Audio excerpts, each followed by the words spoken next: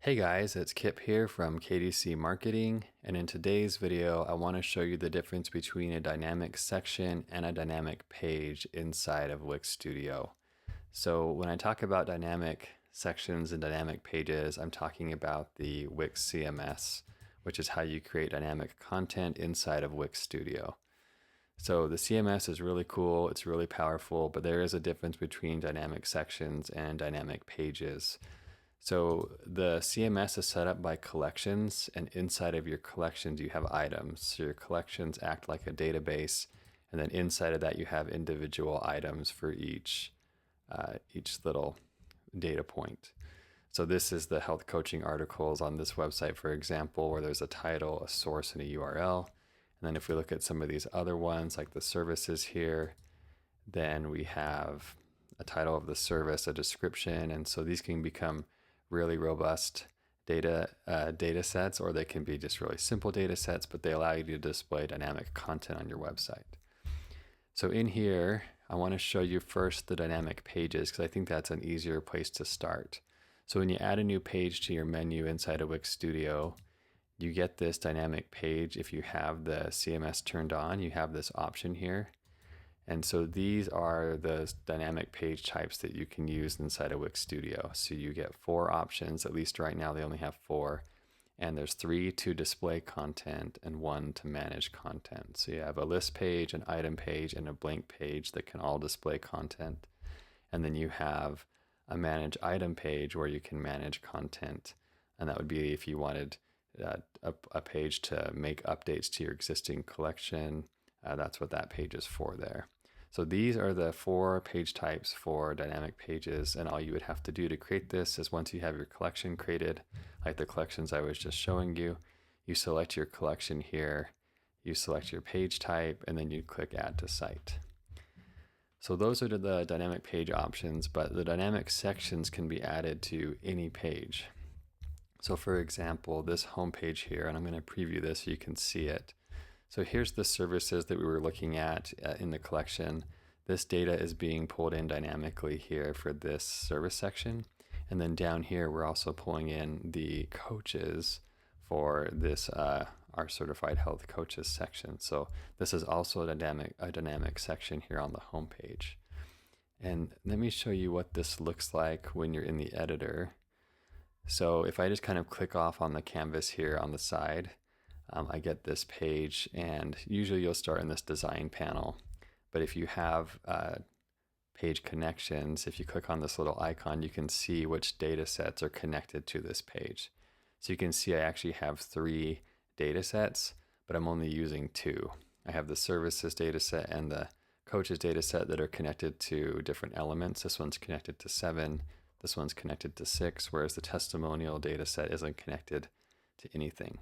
Now, if I wanted to add another data set, I can. So I just click Add Data Set down here, and then I could add the coaching articles, for example, and I could rename this and click Create. And then I would have that data set to work with on this page. But this is just the home page. It's not technically a dynamic page, but I have dynamic content connected to it. So let me show you what this would look like on a page that doesn't have any dynamic content yet.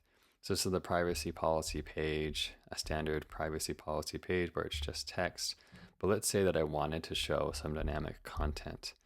So if I click off on the page again and I click over here on this icon, then I could add a data set to this page, and then I could show dynamic content within this page. So I would click this, and then I would click in. I'm going to actually do this just to show you what it would look like. I'm going to do this health coaching articles and click Create.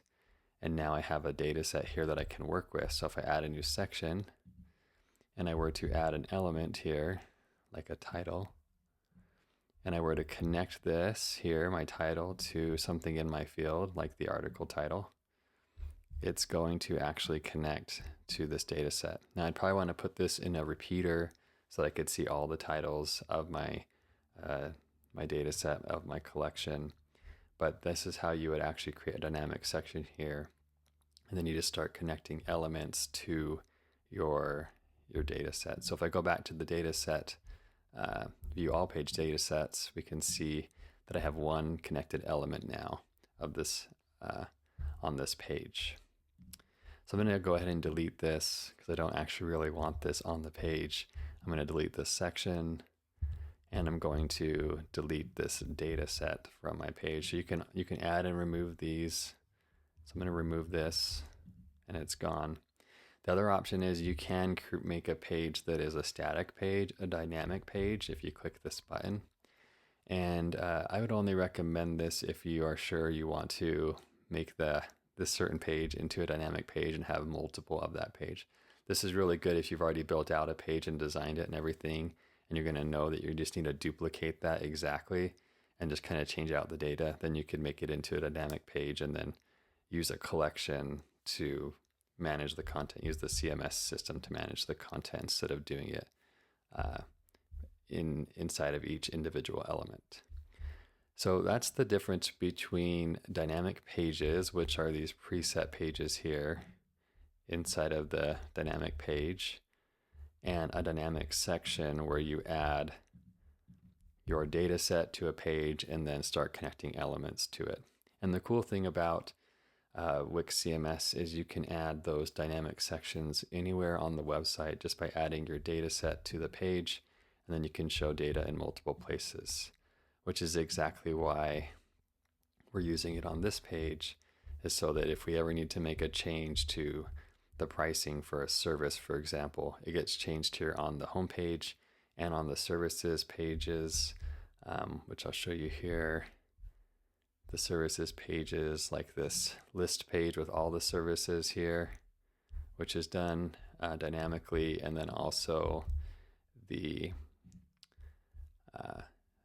items, so the service items page, the individual services, and this is actually managed by these drop downs. So if I want to look at one in particular, I just go to the drop down and it switches to this one because they all follow a certain template because it is a dynamic page. So if I change this price in my collection here inside of my services, if I were to change this from $35 to $25, it's going to update in all those places immediately instead of having to go into each thing page by page and changing them out. So I'm a big fan of dynamic content inside of your Wix Studio website for this exact reason, because once you get it set up and once you understand it, then it makes managing content so much easier, and you can use those sections anywhere you want on the website. You can create dynamic sections all over the place by adding those data sets. So that's the difference. I hope that helps to clarify what's the difference between a dynamic page and a dynamic section.